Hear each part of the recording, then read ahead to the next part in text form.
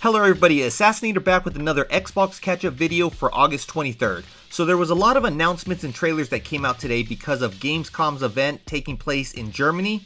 So let's get started with the thumbnail story, which is that Phil Spencer was interviewed today, and when asked about Call of Duty coming to Game Pass once the ABK deal closes, he said Game Pass won't get Call of Duty. It will take time.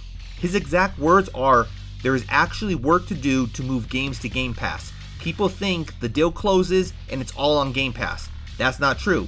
It will take us time to get games on Game Pass." So basically, we will get the games, it just will take time in order for us to get the games. And obviously there's probably some weird thing with Call of Duty, some of their newer games that can't just go directly into Game Pass for a certain amount of time. So we'll have to wait and see how that actually goes. They probably can't talk about it just because, again, those are probably NDA contracts there. But we'll end up getting all the Call of Duties and everything else into Game Pass eventually. Phil also confirmed in an interview that 4 first-party Xbox games per year is no longer an aspiration. It's actually a plan. I like how confident Phil is, and I'm looking forward to seeing the Xbox brand thrive. Phil also reiterated that there's no need for a mid-gen refresh of the Xbox Series X or S, quoted saying, "I think we need to let devs settle on this hardware and get the most out of it." Now, based off of what he said, I feel that he's basically saying that there's more power in the box and the devs just need to learn how to unleash it, which mirrors a lot of what I actually have heard. So today was the Xbox at Gamescom livestream day 1, where they have dev interviews and gameplay trailers. Now, if you're interested in any of the games, you might want to check out the dev interviews, as they give more info on the games than you would actually get in the trailer.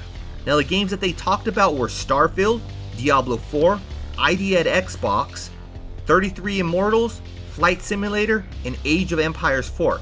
Now, if your game wasn't mentioned here and you want to know more about it, kind of like I want to know more about Forza Motorsports, I'm pretty sure that they're going to end up having that either day 2 or day 3, so either tomorrow or the following day. So look forward to that. I'll end up putting out a video recapping, obviously, if they did.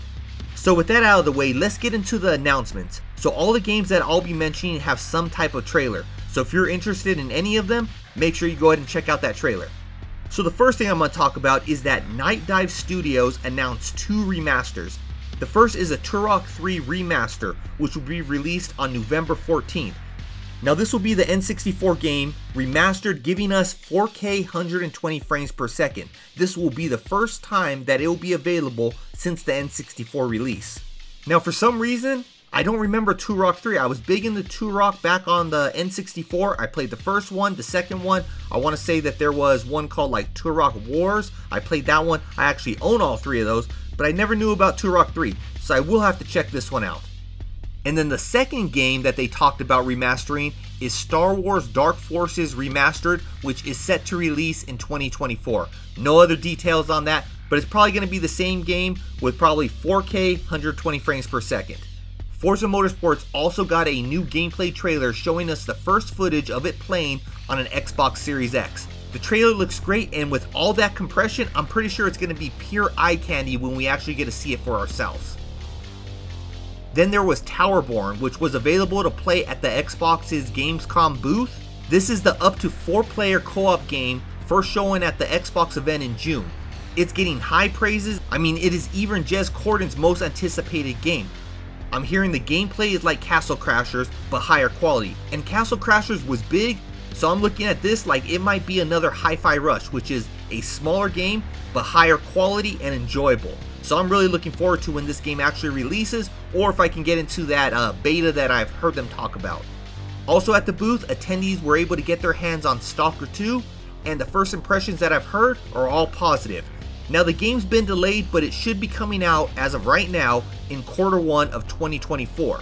And it will still come to Game Pass day 1. Now, if you're not getting it on Game Pass, you go ahead and pre-order a copy right now. Then the Starfield Consolation Edition was on display in the booth. And overall, I'm liking everything that's there. I can't wait to get mine. I am seeing online that some people are actually receiving theirs early.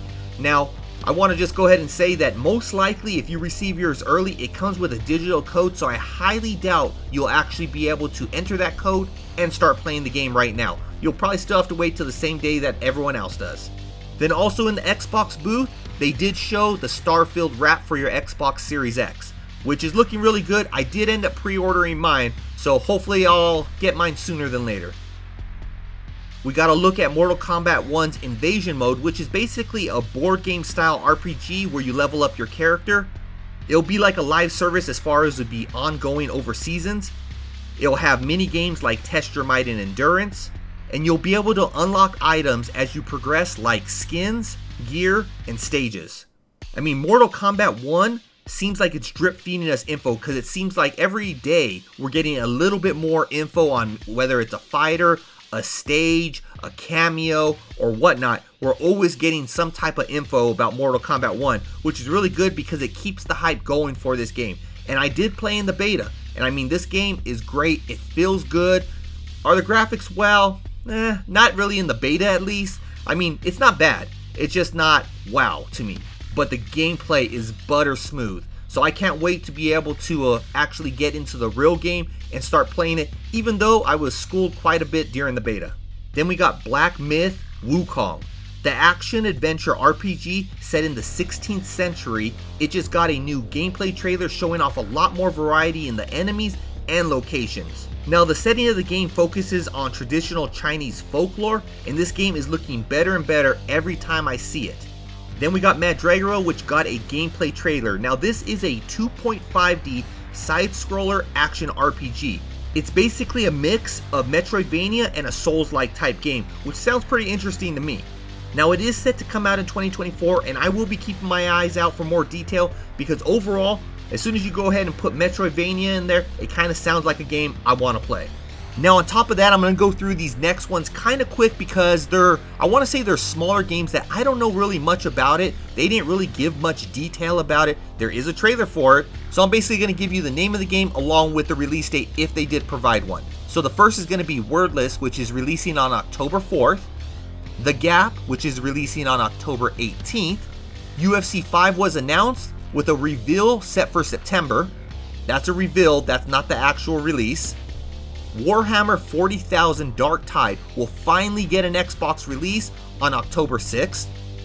SteamWorld Build will get a release on December 1st. Trine 5 will release soon on August 31st. RoboCop Rogue City got a 16-minute IGN exclusive, I guess the first 16 minutes of the game, something like that. But overall, if you're interested in that game, go ahead and check out that IGN video. We got Avatar Quest for Balance Puzzle, which is releasing on September 22nd. Warhammer Age of Sigmar Rounds of Ruin, releasing on November 17th. Then we have Persona 3 Reloaded, which came out with a release date, so I know this is big for a lot of you, which is February 2nd. And there is a collector's edition that you might want to go after right now if you actually want to get it, because it will probably sell out pretty quick. Now, the next few don't have an exact release date. Their release year is going to be 2024, which is Tormented Souls 2, Whisper, Parcel's Corpse, Endless Dungeon, and Expeditions. There were so many games announced in the last couple days that it seems like another E3 season. There was just so much, it was very hard to keep up with, but I wanted to make sure to bring you as much info as I could. So that's going to be it for this video. Hopefully you enjoyed it. Hopefully it was informative. If you do like videos like this, make sure to hit that subscribe button because I will be doing these news videos for the foreseeable future. But until next time, Assassinator out.